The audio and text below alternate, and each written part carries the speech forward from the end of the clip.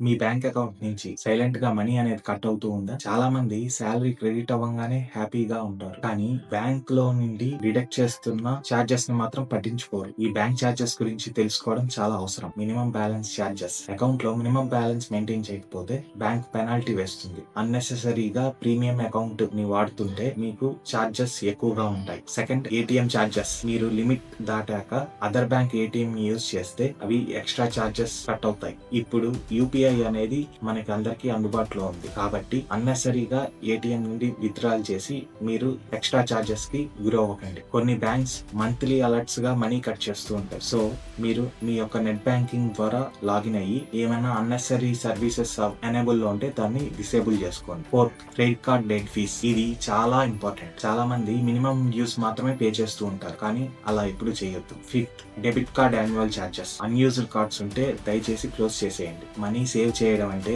పెద్ద సాక్రిఫైసెస్ చేయడం కాదండి. ఇలాంటి హిడెన్ లీక్స్ ని తప్పించుకోవడం.